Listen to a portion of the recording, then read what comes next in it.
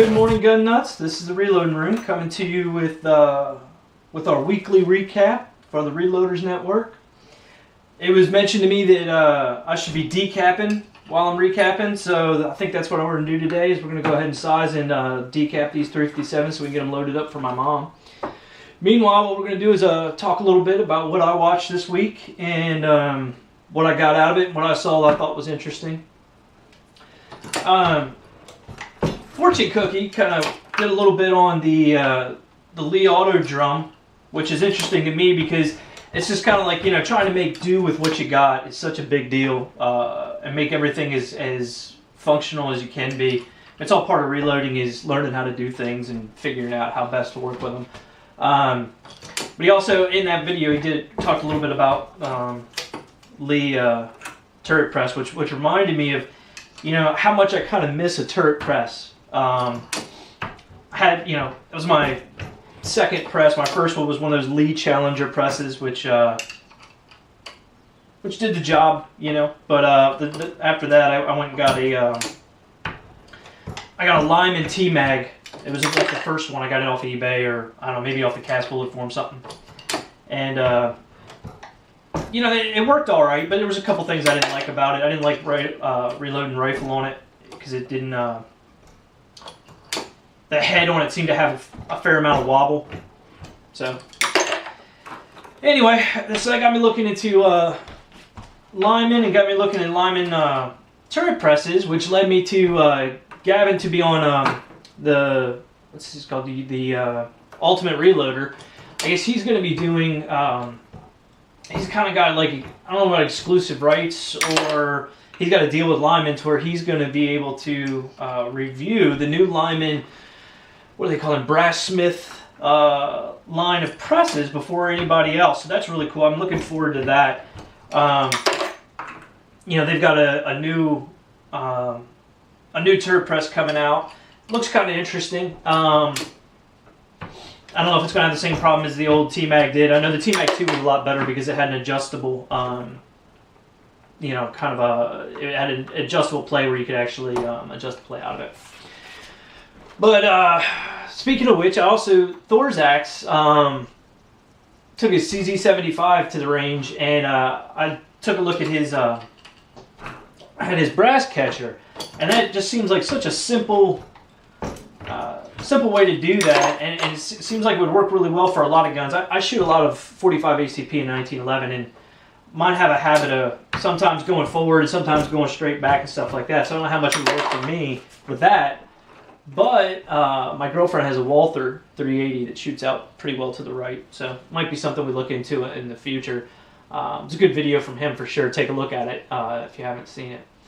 Bullets for Freedom and Liberty, I think this is the second week in a row here I've talked about him, but he did the case feed upgrade for his lock and load. I'm partial, obviously, to the lock and load AP because I have one, so I pay attention to his videos for sure, but it's got like a different type of bracket for the case feeder so that it doesn't have kind of the wiggle and the slop that it had in there in the previously, which was causing problems with it, you know, not landing the case where it should, jamming up sometimes. So that looks like a really good fix, and he shoots an absolute ton. Like, if I go through 200-300 rounds in a week, I thought I did something. I don't know how his hands and his wrists hold up to it, because I'll tell you, shooting my 41 mag, I shoot 20 or 30 through it in a week, and I'm done with it. Like, I'm done for the day. Like, I don't feel like messing with it too much more. Granted, I think I can shoot, you know, 45 ACP all day, but, you know, still, he shoots an absolute ton. Reloader Dude is doing a series there on 55 grain bullets,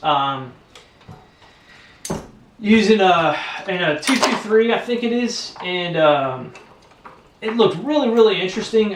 Using some IMR, he looked like it was a really fun kind of shoot. Looked like it was relatively accurate. I haven't messed a lot with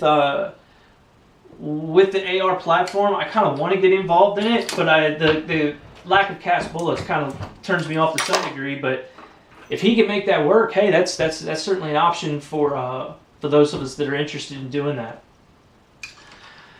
West Desert Shooter did a 1 mile with a shoot with a 6.5 Creedmoor, him and his wife, and I enjoyed watching the video. I can't tell you that, you know, I got a, that, you know, it's a little bit different. It's not necessarily reloaded. It's just kind of him and her shooting, but I enjoyed the video. It was really fun to watch. And it also gave me the idea, he was talking about how these longer projectiles, when they come out of supersonic, when they go, I think he used the term transonic, they become unstable. Which, I mean, I absolutely buy off on the fact that bullet stability is going to change when it comes in and out of subsonic or sonic. So it's interesting that maybe a longer, sleeker bullet would have more of a problem with that, and which leads me to kind of think about, you know, possibly some of the other things that I've done and some of the things I've really wanted to do for a long time. I've wanted to sharps, and like something like a 45-70, and to do, like, you know, long range shooting with. I'm not the best, you know, I'm certainly not shooting at a mile or anything, but something that I used to enjoy doing long range rifle shooting, just not necessarily to the extent that him and Taco do. I'm just not that good yet. Trees Are Blowing, that's a good channel. If you haven't subscribed to Trees Are Blowing, I really recommend it. He's just kind of a good dude. He does some really interesting videos. He did a UFO kit for Hornady Lock and Load. So maybe this kind of shows where my mind's been at this week, but did the UFO lighting kit for his, and it's kind of put me to the point. It's like, I've got to get a lighting setup better. I've got a miniature little flashlight that I've used in the past, but that thing is not the best. There's a setup that Loads of Bacon uses, and I've looked at, and they have it on Amazon. It's a double-ended LED light with a battery, like a AA in the center, and it has kind of like a flexible ends on it, so you can kind of wrap it around any way you want. And I want to say it's like $15, something like that. And I'm gonna get one of those this week, so that I have better lighting with my press. I usually try to keep my lighting really good in here, but you know, it's amazing how much really good lighting will help. Shooting with Sarge, new channel that I've looked at.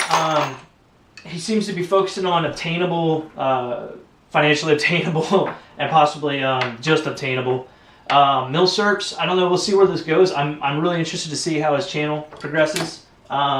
He's relatively new to it. Charles Irby did a video, and this video is kind of a big deal. I've been a member of the Cast Bullet Forum for many years, and there's been lots of talk about this in the past, about brass springback and your cases sizing your cast bullets. Well, let me tell you from experience, this happens. If you don't shoot the hardest bullets known to man. There's a guy that used to, anytime that this topic came up, this guy would post, and he shoots like linotype, like pure linotype, all of his bullets all the time. And it's like, of course your cases aren't swedging your bullets down. Your bullets are diamond hard. But for the rest of us that are shooting, you know, clip-on wheel weight and maybe some tinned up and stuff, they're doing it. All right, and this gets even worse when you use certain type of sizing dies. For instance, this sizing die is the least sizing die for a 32 mag. And it oversizes those cases so bad that when you put your pill in there, the whole case looks like an hourglass. All right, so then you try to find, you know, an expander plug that's going to fit. All right, so let's say you need a 314 bullet. Well, what you find out is most of the damn expander plugs for them are 312 is the biggest you're going to find. So then you're 2,000ths under already. So then you expand it, you pull it out, and then a case spring back, because the thing's hourglass so bad, is another 2 or 3,000ths.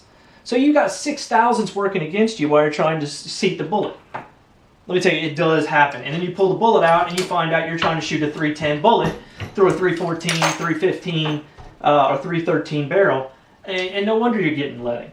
So his video does a really good job of explaining that. He has a great little chart that he makes up to show just how much springback he has. He tried many different types of things, many different types of brass. Because brass does make a difference. For instance, Fortune Cookie just put out a video about Fiyoshi brass being not harder, so it needs to be annealed. as what I get out of that. He says that the brass makeup might be different.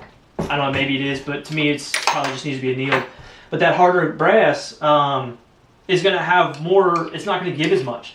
So it's going to have more spring back. So depending on the brass, it's going to have different different reactions to that. So that's something to certainly look out for. If you have a revolver and you're having leading issues and you're doing everything that you think of by the book, go ahead, load up a couple and then pull them using a kinetic bullet puller and check them and see what your bullet size is and see if that's not doing you in. Charles did a great job with that video. I highly, highly recommend it. And I'm going to go switch over to using NOE bullet sizers, and NOE makes expander plugs as well. They're an M type, which is like the Lyman type. It's where they have a step in them. I'm gonna go to using those for most of everything from here on out that I'm gonna buy for. Gun Fun ZS, heirloom guns. This is a great topic. I'm interested in it because to me, almost every gun I have is an heirloom gun. It's funny. I went through a period where I was buying firearms because I was interested in them or I thought they were cool, and then inevitably what would happen is I would trade them off, sell them. I was almost gun flipping. I go shoot them for a little while and get bored of it, and I go after something else. And I started to really winnow my collection down through that period, and I ended up with basically, in my opinion, my handgun collection is damn near perfect. I really want a 38 Super Colt to kind of round things off right now, but I cannot think of I would love to have a Red Hawk and 41 Magnum because there was I love my 45 Vaquero, but when I went and bought that, there was a 41 Mag Red Hawk that I think had never been shot in box that showed up at the shop at the exact same time. I should have bought it, but anyway. But yeah, I mean, I really narrowed down my handguns, and each one of them has a memory. Each one of them has a story. Each one of them has sentimental value. For instance, he was talking about this Rock Island Arms is not. It's a relatively brand new type handgun. You wouldn't, by looking at it, you would not think this has sentimental value. However, this has huge sentimental value for me because it was the last gun that my grandfather bought before he passed. And I love my grandfather to death. He's a big part of my childhood. I grew up right next door to him. And he had a habit or a necessity or a drive to make money in any circumstance that he could. And what that meant was he would buy a firearm, and if he could get $4 more for it than he paid, it was out the door. It was almost as though he'd feel guilty about owning something that was, relatively expensive. So to be able to actually buy this, buy that rock off my grandmother and him to still have had it, and I love 1911s, to me it's kind of a big deal. So that's a big heirloom gun for me. The Henry that I'm working on with my next video series is an heirloom gun for me. So I think it's important to have firearms that have stories and that have emotional ties to you, but it's also just as important to have ones that are for fun. I've got a 22-45 Ruger that has no sentimental value whatsoever. It's just a fun little gun to shoot. But I think that's going to kind of, let me take a look, make sure. Yep, I think that's going to do it for the week. There was a lot of videos that dropped last night from everybody. I've kind of looked through some of them. I'm going to put them on next week's recap. I didn't have time to kind of go through everybody's and do a little bit of script writing, from Saturday night, but I'll go ahead and include those on next week. All right, everybody. Been the Reloading Room. Stay safe. Have fun. I'll see you when I see you. Peace.